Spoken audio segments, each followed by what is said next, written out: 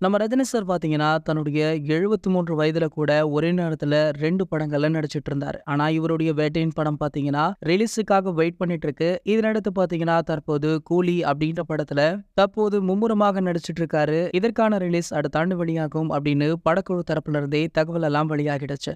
தற்போது வேட்டையன் ரிலீஸுக்கு இன்னும் 2 வாரங்கள் தான் இருக்கு அப்படின்றதுனால, அடுத்தடுத்து வேட்டையன் படத்துடைய அப்டேட்டுகள், ப்ரமோஷன் அப்படி இப்படின்னு படக்குழு ரொம்பவே பிஸியாகவுமே இருக்காங்க. அந்த வகையில பார்த்தீங்கன்னா, அண்மையில கூட இந்த படத்துடைய ஆடியோ லான்ச் விழா மிக பிரம்மாண்டமாக நடந்து முடிஞ்சது. அதுல கூட தலைவர் வேற லெவல்ல ஸ்பீச்சும் கொடுத்தாரு.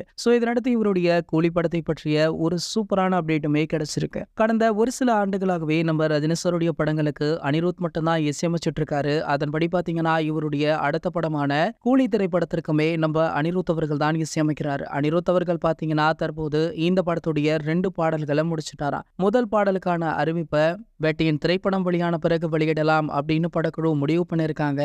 அதனால அனிருத் அவர்கள் முதல் பாடலை வெளியிட தயாருமே ஆகிட்டாரு. முதல் பாடல் ஒரு குத்துப்பாடல் அப்படின்ற தகவல் தற்போது கிடைச்சிருக்கு. மேலுமே இந்த பாடலையுமே நம்ம அனிருத் அவர்கள் தான் பாடியிருக்காரா. அதனால கண்டிப்பாக இந்த பாடல் ஒரு மிகப்பெரிய ஹிட் அடிக்கும் அப்படின்றதுல எந்த ஒரு மாற்று கருத்துமே கிடையாது. இது போன்ற நம்ம ரஜினி சார் பற்றி வெளியாகிற அனைத்து செய்திகளுமே நீங்கள் உடனே தெரிஞ்சுக்க நம்மளுடைய சினிமா கொட்டா அப்படின்ற நம்ம சேனலை சப்ஸ்கிரைப் பண்ணிக்கோங்க.